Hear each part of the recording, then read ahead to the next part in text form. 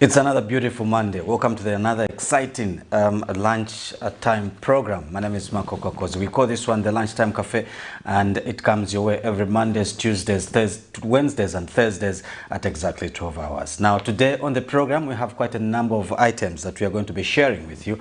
But before we start with our first segment, which is the Emerging Stories segment, we just want to remind you that you can watch us on our Facebook page, which is Camnet TV, and then you go to that particular page, like it and share it, and then go to this particular broadcast, and you can also watch us on our YouTube channel, which is also Camnet TV. On TV, we are on channel 274 on DSTV, 25 on Go TV, and on Topstar we are on channel 106. So those are the platforms you can catch us on if you want to watch our interesting programs on Camnet TV. Now, to kickstart the show, we are going to be getting into a segment that we call the Emerging Stories segment. But before we do that, let's take a short break, and when we come back, we'll be getting straight into the Emerging Stories segment. Get all the latest updates in court news only on Camnet TV. We take you and make you feel part of the court sessions through our in-depth coverage of the adjudication process. Get informed on those that have been arrested, delayed and denied the police bond or bail victims, persons taking plea, court adjournments, verdicts, and those administration issues in the judiciary. Camnet TV is on channel 274 on DSTV, channel 25 on Go TV, and find us on channel 106 on Topstar. You can also follow and give us a like on our social media platforms. Camnet TV, not just another channel.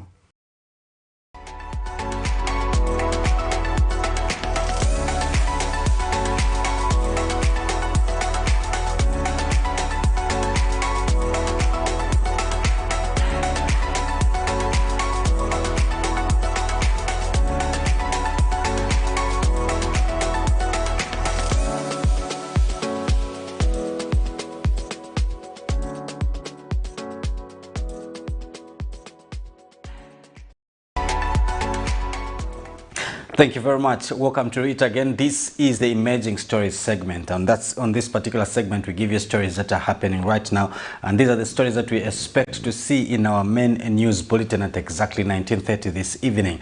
So the first story comes from Transparency International Zambia, and it says the Transparency International Zambia has commended the decision by the Zambia Environmental Management Agency ZEMA to cancel the decision letter issued in 2021 pertaining to the large-scale mining project by Mwembeshi Resources Limited in the Lower Zambezi National Park in Luangwa District.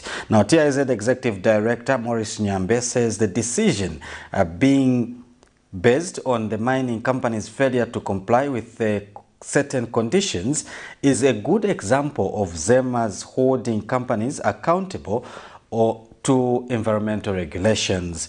Now, Mr. Nyambe says this is very welcome, given foremost the manner in which the license for this project was awarded in the first place, which raised serious questions about whether the project was well intended and in public development interest. Let's have a look at this.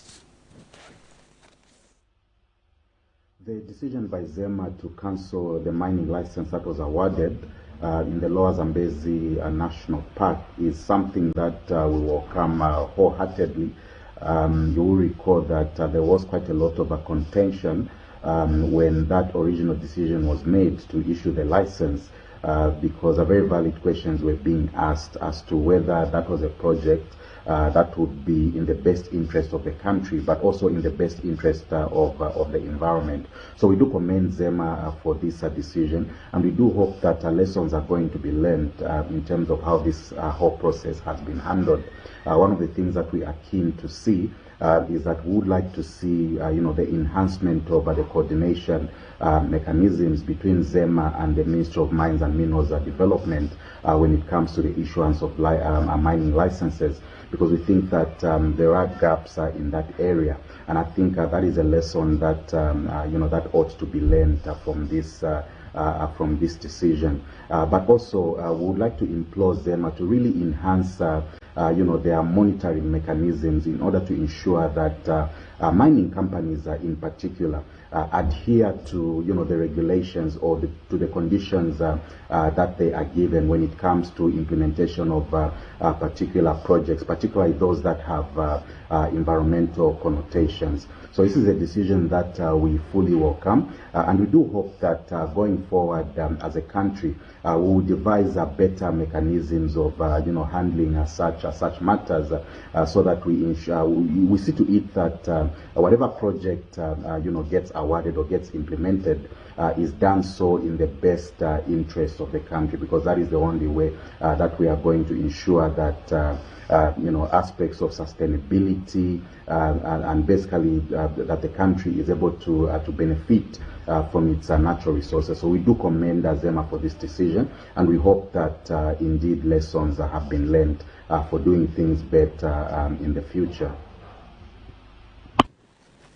So that is our first story on the Emerging Stories segment, which talks about TIZ and them expressing, commending rather, the Zema for the decision to cancel the data issued in 2021 pertaining to large-scale mining project in the Zambezi, in the Lower Zambezi National Park in Luangwa district. Now let's move on. The next story comes from the Ministry of Tourism, and it says Minister of Tourism Rodney Sikumba has implored Zambians living in the diaspora to consider spending their family holidays in their home country, Zambia. Now, Mr. Sikumba says Zambia has magnificent tourism sites that offer unique experience for both local and international tourists. Mr. Sikumba says has since encouraged Zambians living in the diaspora to contribute to the growing of the country's economy by spending their holidays in Zambia. The Minister of Tourism said this when he, during the dinner to mark the close of the Sports Expo and Forum, which ran from the 25th to the 26th of August. The 11th province of our country to come back home. Next year in 2024, the Republic of Zambia will be turning 60 years old. And I think it will be a very, very good initiative that with the second Sports Expo that you're going to have, push the agenda of getting all non-Zambians who are sitting out there in the diaspora to come back home. Come back home to showcase what Zambia is all about. And I dare make mention that there's no better time to invest in Zambia than now. Do not be left out. Don't wait for that train to leave the station. Don't wait for that ship to sail. Come back home, come and invest in Zambia. We're not saying you relocate to Zambia. Some of you can, but the idea is for that particular holiday that you go to Dubai, that you go to the UK, that you go to other places outside where you're domiciled at the moment. Please come back home and see what better opportunities that exist today. This event has been a testament to the power of unity, dedication, and a shared passion for sports, culture, and our nation's progress. I'm truly honored to stand before you to express my heartfelt gratitude. Honorable Ministers, first and foremost, I extend my sincere thanks to the government of the great nation Zambia for its unwavering support and commitment to fostering a vibrant sports and cultural landscape.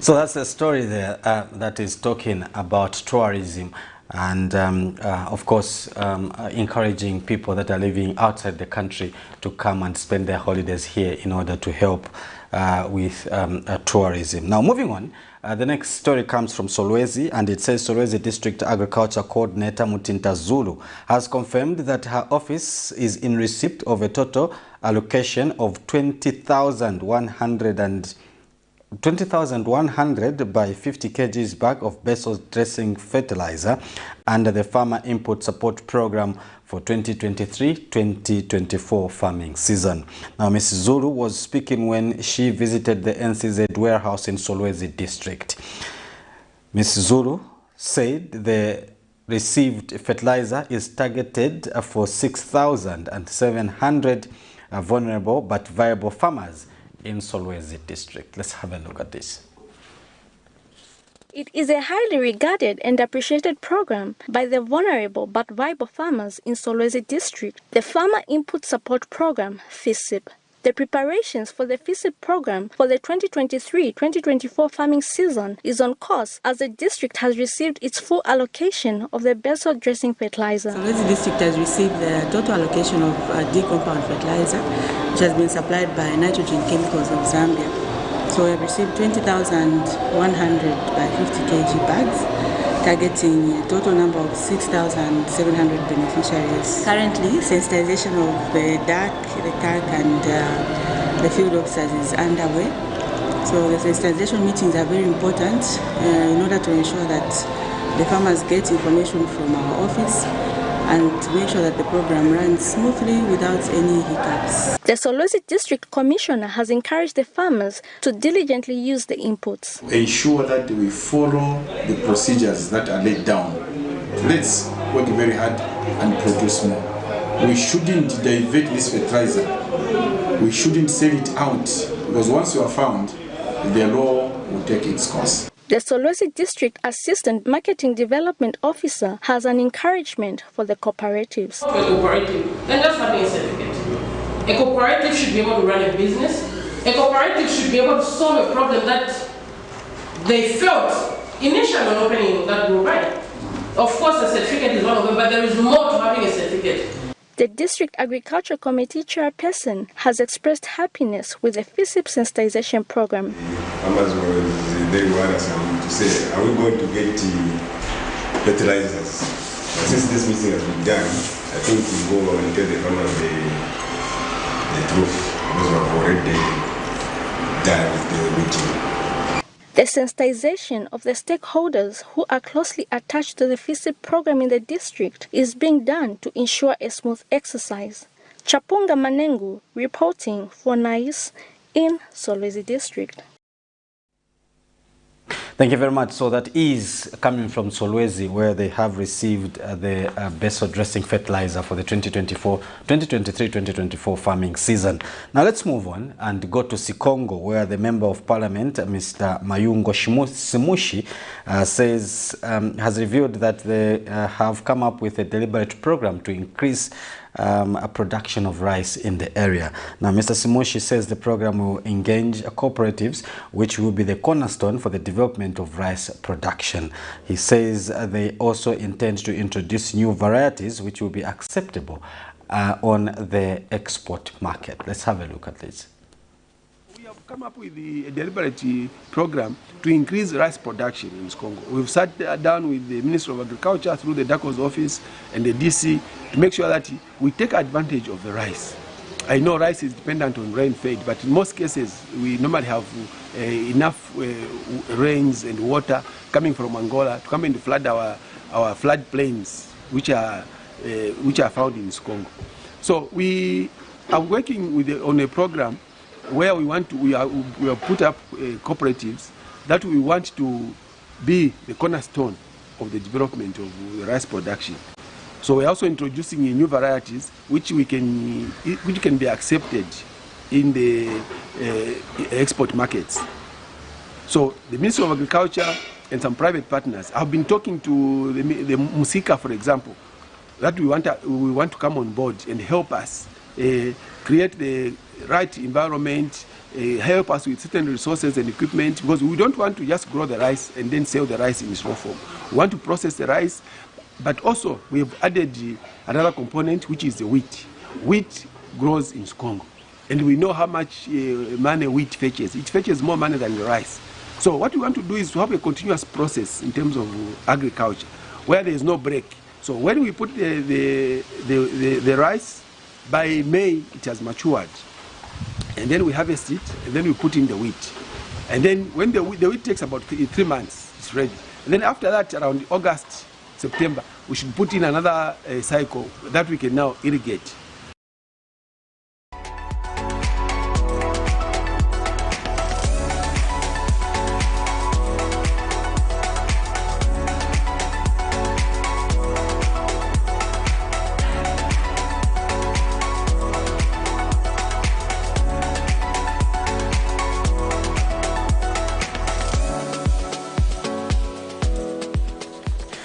So that is what is happening in Sigongo constituency in the Western Province, where rice growing is one of the major activities by the farmers there. So they want to see how they can develop that particular area and also bring in new varieties in order to benefit the farmers. That's the area member of parliament there, Mr. Mayungo Simushi, talking about that particular project. Moving on, this is the last story on the Emerging Stories segment, and it comes from the Leadership Movement, and it says Leadership Movement Secretary General Jairus Ngoma has advised government to refrain from depending on borrowing. Now, Mr. Ngoma says the UPND New Dawn government must take a leaf and learn from the United National Independence Party (UNIP) that prioritized production to run the Zambian economy using natural resources. Now, Mr. Ngoma, who has reiterated his party's call for government to realign its priorities and focus on production. The outspoken Ngoma, who says authorities should instead use Zambian own natural resources to run the economy, says from the onset, Leadership Movement is against Zambia being over-dependent on loans and aid from foreign countries. Now, he notes that Zambia's forefathers managed to build most of the renowned infrastructure, such as universities, hospitals, and roads, using funds from local resources without putting the country into debt. Let's have a look at this. They should protect the copper that we had. Imagine our forefathers were so wise. They were not educated. The University of Zambia hiyo imirira paje. So wanaende kama njira kama Nkongole, UTH endani hapo, ayo mafindeko miseo hizi. Manje imwe mwangala na kama njira kama loan chapa, and you think those loans they come freely. If you don't know, you Zambians, mukaona leader kama